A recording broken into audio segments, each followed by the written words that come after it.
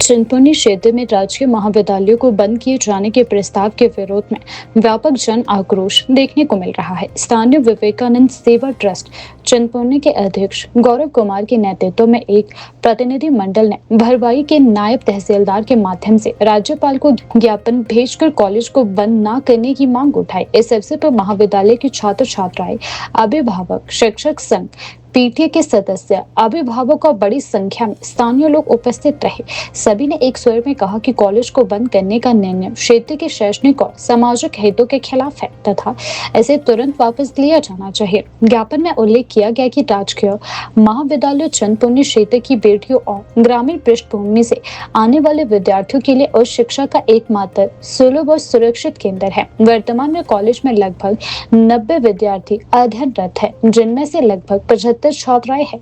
प्रतिनिधियों ने कहा कि महाविद्यालय 15 से 20 पंचायतों के विद्यार्थियों की शिक्षा का मुख्य आधार है। यदि इसे बंद किया गया तो विद्यार्थियों को अब 30 से 35 किलोमीटर दूर अन्य शिक्षण संस्थानों में जाना पड़ेगा। इससे न केवल आर्थिक रूप से कमजोर परिवारों पर अतिरिक्त बोझ पड़ेगा, बल्कि छात्राओं की सुरक्षा को लेकर भी गंभीर चिंताएं उत्पन्न होगी। अभिभावकों ने कहा कि ग्रामीण परिवेश में रहने वाले कई परिवार अपनी बेटियों को दूर शहरों में पढ़ने भेजने में असमर्थ है। नियमित परिवहन सुविधा का अभाव और लंबी दूरी तय करने की मजबूरी के कारण अनेक छात्राएं उच्च शिक्षा से वंचित हो सकती हैं। ट्रस्ट अध्यक्ष गौरव कुमार ने कहा कि शिक्षा किसी भी समाज के लिए विकास की आधारशिला है। ऐसे में वर्षों से संचालित एक शिक्षण संस्थान को बंद करना न केवल जन भावनाओं के विपरीत है, बल्कि क्षेत्र के भविष्य के साथ भी अन्याय है। उन्होंने कहा कि यह महाविद्यालय ग्रामीण क्षेत्र के छात्रों के लिए उम्मीद की किरण है। यहाँ पढ़कर कई छात्र छात्राएं उच्च शिक्षा और रोजगार के अवसर तक पहुंचे हैं। कॉलेज बंद करने से आने वाली पीढ़ियों का मार्ग अवरुद्ध हो जाएगा। उन्होंने राज्यपाल से हस्तक्षेप कर इस निर्णय को तत्काल प्रभाव से निरस्त करने की मांग की है। साथ ही चेतावनी दी है कि यदि सरकार द्वारा इस निर्णय पर पुनः विचार नहीं किया गया तो क्षेत्रवासी शांतिपूर्ण आंदोलन शुरू करने के लिए बाध्य रहेंगे।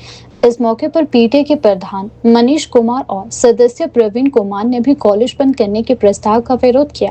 उन्होंने कहा कि महाविद्यालय केवल एक शैक्षणिक संस्था नहीं, बल्कि क्षेत्र की सामाजिक और सांस्कृतिक गतिविधियों का भी केंद्र है।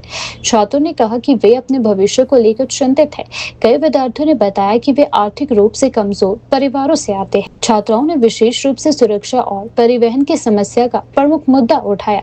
ज्ञापन सौंपने के दौरान उपस्थित लोगों ने स्पष्ट किया कि उनका उद्देश्य सरकार के खिलाफ टकराव नहीं, बल्कि अपनी जायज मांगों को शांतिपूर्ण तरीके से रखना है। उन्होंने उम्मीद जताई है कि सरकार क्षेत्र की भावनाओं को समझेगी और कॉलेज को बंद करने के फैसले पर पुनः विचार करेगी। स्थानीय लोगों का कहना है कि ग्रामीण क्षेत्रों में शिक्षा के अवसर सीमित है।